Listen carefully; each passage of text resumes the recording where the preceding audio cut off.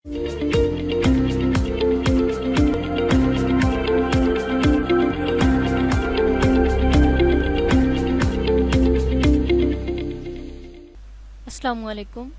MS Excel की पिछली video में हमने ये सीखा था कि किस तरीके से एक्सेल शीट को यूज़ करते हुए हम अंडू और रीडू के ऑप्शन को यूज़ कर सकते हैं, और इसके साथ साथ हमने ये भी सीखा था कि किस तरीके से एक्सेल के टाइटल बार के अंदर अगर हमने कोई बटन ऐड करना हो तो वो कैसे कर सकते हैं।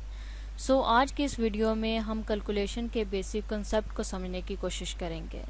इसके लिए मैं दूसरी शीट पे चली जाती हूँ। मैंने दूसरी शीट को सिलेक्ट किया तो वो हमारे सामने डिस्प्ले हो चुकी है। ये देखिए, यहाँ कैलकुलेशन के हवाले से कुछ रूल्स होते हैं एक्सेल के अंदर जिनको हम यूज़ करते हैं अपनी कैलकुलेशन के दौरान। मैंने वो यहाँ पे टाइप कर दिए हैं, यानी मैंने ग्राफिकली उसे डिज़ाइन किया है। इसमें फर्स्ट रूल्स है वो है ब्रैकेट का, यानी अगर हमने कैलकुलेशन के दौरान कोई ब्रैकेट यूज़ करनी हो तो उसके लिए हम इस साइन को यूज़ करते हैं। ब्रैकेट के लिए कौन सा साइन यूज़ होता है? जो इसके आगे टाइप किया हुआ है मैंने। इसी तरीके से उसके बाद है एक्सपोनेंट का। अगर आपने ये साइन यूज़ करना हो तो उसके लिए आप इस साइन को यूज़ करेंगे एक्सेल के अंदर। इसी तरीके से अगर आपने कोई चीज़ डिवाइड करनी हो, यानी कैलकुलेशन करते वक्त अगर आपने किसी चीज़ को डिवाइड करना हो तो एक्सेल के अंदर उसके लिए हम स्लैश का ऑप्शन यूज़ करते हैं। यानी जो हमारा साइन होता है स्लैश का, उसको एक्सेल के अंदर हम डिवाइड के लिए यूज़ कर रहे होते हैं।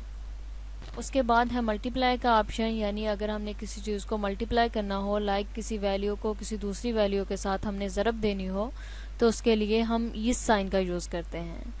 उसके बाद है एडिशन का, यानी जमा का साइन। अगर हमने किसी चीज़ को जमा करना हो यानी सम निकालना हो किसी भी चीज़ का तो उसके लिए हम इस साइन को यूज़ करते हैं। उसके बाद है सब्सट्रैक्शन का, यानी अगर हमने किसी चीज़ को माइनस करना हो तो उसके लिए हम इस साइन का यूज़ करते हैं।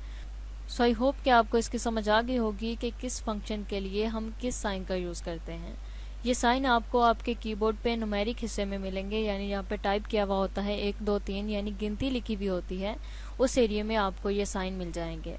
अब हम देख लेते हैं कि किस तरीके से हम कैलकुलेशन करते हैं एक्सेल के अंदर। एक्सेल के अंदर कैलकुलेशन करने का जो पहला रूल है वो है इक्वल टू का साइन लगाना।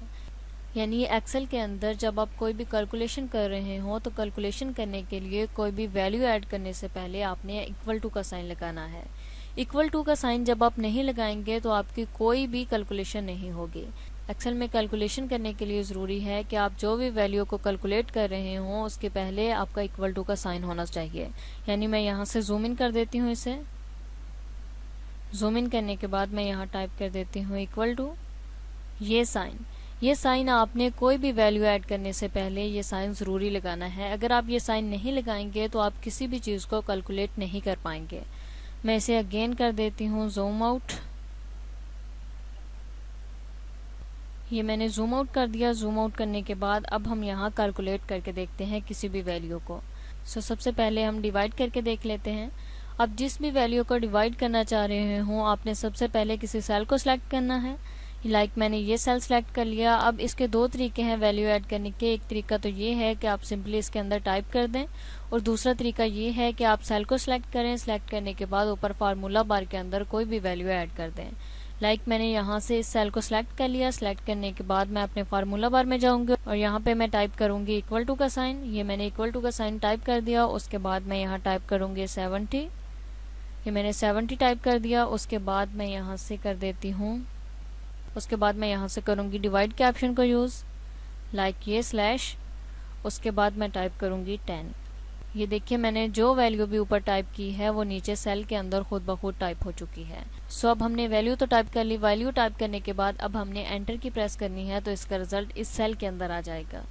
मैं सिंपली यहाँ पे एंटर की प्रेस करूँगी। तो देखिए, मैंने एंटर की प्रेस की तो वो रिजल्ट हमारे सेल के अंदर आ चुका है। जब आप अपने सेल के ऊपर क्लिक करेंगे तो आपको फार्मूला बार के अंदर नज़र आएगा कि आपने क्या कैलकुलेशन की है, यानी डिवाइड किया है, माइनस किया है, प्लस किया है या मल्टीप्लाई किया है। इसी तरीके से मैं इसे डिलीट कर देती हूँ। इसे सिलेक्ट करूँगी। सिलेक्ट करने के बाद अपने कीबोर्ड से डिलीट की प्रेस करूँगी तो ये डिलीट हो जाएगा। इसी तरीके से अब हम मल्टीप्लाई के ऑप्शन को यूज़ करके देख लेते हैं। उसके लिए भी हमने सिंपली क्या करना है, फार्मूला बार के अंदर जाना है। फार्मूला बार के अंदर जाने से पहले आपने सेल को सिलेक्ट करना है। ये मैंने सेलेक्ट कर लिया। सेलेक्ट करने के बाद मैं अगेन यहाँ टाइप करूँगी इक्वल टू का साइन। ये मैंने टाइप कर दिया। टाइप करने के बाद अब मैं वैल्यू ऐड करूँगी 10। 10 को मैं मल्टीप्लाई करूँगी तो उसके लिए पहले मुझे ये साइन यूज़ करना होगा। अब मैं यहाँ क्लिक करूँगी, अब मैं यहाँ टाइप करूँगी ये साइन, लाइक मैंने ये टाइप कर दिया। उसके बाद मैं यहाँ कर देती हूँ 2, यानी मैं 10 को 2 के साथ मल्टीप्लाई करना चाह रही हूँ। ये मैंने वैल्यू ऐड कर दी। वैल्यू ऐड करने के बाद अगेन आपने एंटर की प्रेस करनी है। तो देखिए मैंने यूं ही एंटर की प्रेस की तो हमारा रिजल्ट हमारे सामने शो हो चुका है। अब मैं अगेन इस पर क्लिक करूँगी तो देखिए हमें ऊपर नज़र आ रहा है फार्मूला बार के अंदर कि हमने कौन सी वैल्यू ऐड की थी। इसी तरीके से आप एडिशन कर सकते हैं, यानी प्लस माइनस को भी यूज़ कर सकते हैं। सो वो भी मैं आपको करके दिखा देती हूँ। उसके लिए मैं यहाँ से इसे डिलीट करूँगी, बल्कि मैं इसे कम्प्लीटली डिलीट कर देती हूँ। डिलीट करने के बाद अब मैं सेल के अंदर इसे टाइप करूँगी।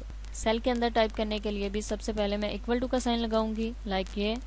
उसके बाद मैं यहाँ टाइप करूँगी 20, उसके बाद प्लस का साइन, प्लस 20। तो देखिए हमने सेल के अंदर अब टाइप किया। अब वो वैल्यू हमें फार्मूला बार के अंदर भी नज़र आ रही है। यानी आप सेल के अंदर टाइप करें या फार्मूला बार के अंदर टाइप करें, या आपको दोनों जगह पे आपकी वैल्यू नज़र आएगी। अब हमने उसी तरीके से एंटर की को प्रेस कर देना है। लाइक मैंने एंटर की को प्रेस किया तो हमारे सामने हमारा रिजल्ट आ चुका है। इसी तरीके से हम माइनस भी करके देख लेते हैं। मैं यहाँ टाइप करूँगी वैल्यू 10, 10 के बाद माइनस 2, एंटर। तो देखिए हमारा रिजल्ट शो हो चुका है। यानी मैंने इसे डिलीट कर दिया। डिलीट करने के बाद अब मैं यहाँ कोई भी वैल्यू ऐड करूँगी, लाइक 10, 10 को मैं प्लस करूँगी 10 के साथ और एंटर प्रेस करूँगी। तो देखिए कोई भी रिज़ल्ट हमारे सामने शो नहीं हुआ। क्यों नहीं हुआ? क्योंकि हमने इक्वल टू का साइन नहीं लगाया, बल्कि एंटर प्रेस करने के साथ ये हुआ है कि हमारा नीचे वाला सेल सेलेक्ट हो चुका है। जैसा कि मैंने फर्स्ट वीडियो के अंदर बताया था कि अगर आपने एक सेल के बाद दूसरे सेल के अंदर जाना हो तो आप एंटर की को प्रेस कर सकते हैं। अब जैसे ही एंटर की को प्रेस करेंगे तो आप एक स्टेप नीचे आ जाएंगे, यानी एक सेल नीचे आ जाएंगे। अब हमने वैल्यू ऐड की। वैल्यू ऐड करने के बाद हमने एंटर की प्रेस की तो हम नीचे वाले सेल के अंदर आ चुके हैं। हमारी कोई भी कैलकुलेशन नहीं हुई। सो कैलकुलेशन के लिए ज़रूरी होता है कि आपका इक्वल टू का साइन होना चाहिए। अब मैं यहाँ इसके स्टार्ट में इक्वल टू का साइन लगाती हूँ। मैंने इसे सिलेक्ट किया। सिलेक्ट करने के बाद इक्वल टू का साइन लगा दिया। अब मैं एंटर प्रेस करूँगी तो देखिए अब ये रिज़ल्ट शो हो रहा है। यही फ़र्क था। समटाइम ऐसा होता है कि हम कोई वैल्यू ऐड कर रहे होते हैं लेकिन उसके शुरू में हम इक्वल टू का साइन नहीं लगाते तो हमारी कोई भी कैलकुलेशन नहीं हो पाती। सो कैलकुलेशन के हवाले से जो एक्सेल का पहला रूल है वो यही है कि आपने इक्वल टू का साइन लगाना नहीं भूलना। सो आई होप कि आपको समझ आ गई होगी। अगर इस हवाले से आपका कोई और क्वेश्चन हो तो आप कमेंट सेक्शन में टाइप करके हमसे पूछ सकते हैं। Thanks for watching. Best of luck.